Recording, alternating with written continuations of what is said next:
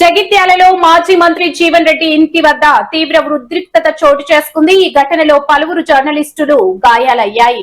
ఇవాళ పార్టీలోకి ఆహ్వానించేందుకు జీవన్ రెడ్డి ఇంటికి BRS party working president KTR వెళ్లారు. కేటీఆర్ వెంట మాజీ మంత్రులు గంగుల కమలాకర్, కొప్పుల ఈశ్వర్ తదితరులు వచ్చారు. దాంతో ఒక్కసారిగా కార్యకర్తలు దూసుకురావడంతో అక్కడ తీవ్ర తోపులాట జరిగింది. ఈ క్రమంలో కార్యకర్తలు మీడియా ప్రతినిధులపై మండిపడ్డారు. ఈ ఘటనలో పలువురు జర్నలిస్టులకు గాయాలు కాగా ఎలక్ట్రానిక్ మీడియాకు సంబంధించి కెమెరాలు ధ్వంసమయ్యాయి. ఈ ఘటనపై ఆగ్రహం వ్యక్తం చేస్తూ మీడియా ప్రతినిధులు ఈ కార్యక్రమాన్ని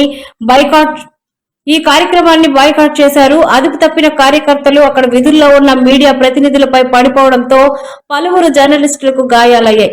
తోపులాటలో ఎలక్ట్రానిక్ మీడియాకు చెందిన ఖరీదైన వీడియో కెమెరాలు కింద పడి ధ్వంసమయ్యాయి.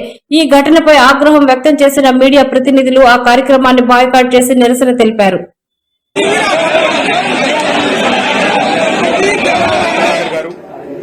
మాజీ మంత్రివర్యులు పాల్కొండ శాసనసభ్యులు శ్రీ వేముల ప్రశాంత్ రెడ్డి గారు, మాజీ ఆర్టీసీ కార్పొరేషన్ అధ్యక్షులు పెద్దలు శ్రీ బాజిరెడ్డి గోవర్ధన్ గారు, మాజీ పార్లమెంట్ సభ్యులు శ్రీ బోయిన్పల్లి వినోద్ కుమార్ గారు, జిల్లా అధ్యక్షులు జగిత్యాల శ్రీ విద్యాసాగర్ రావు గారు, రాజ్యసభ సభ్యులు దామోదర్ రావు గారు, కృష్ణారావు గారు, సిరిసిల్ల జిల్లా పార్టీ అధ్యక్షులు.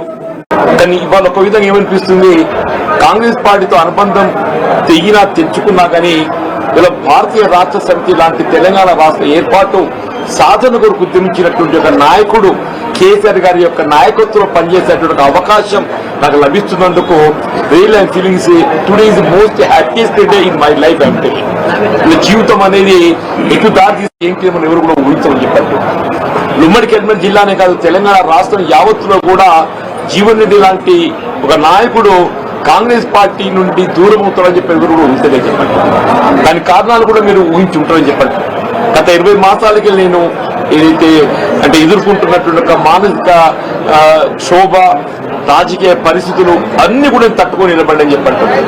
అయినప్పటికీ కూడా ఏదైతున్నదో ఇవాళ నేను తట్టుకొని నిలబడ్డా, కానీ రాష్ట్ర భవిష్యత్తు కూడా ప్రధానం అని చెప్పండి. వీళ్ళ ఆనాడు ఏదైతే 2023 సాధారణ శాసన ఎన్నికల్లో ఒక్కరికొకరు ఏముంటుందంటే ఇంకా మెరుగైన పాలన కావాలి, ఇంకా మాకేదో భవిష్యత్తు కావాలనుకుంటాం. ఆనాడు 10 సంవత్సరాల కేసీఆర్ పాలనలో తెలంగాణ సమాజానికి కల్పించినటువంటి యొక్క పరిష్కారాలు ఏదైతుందో, అభివృద్ధి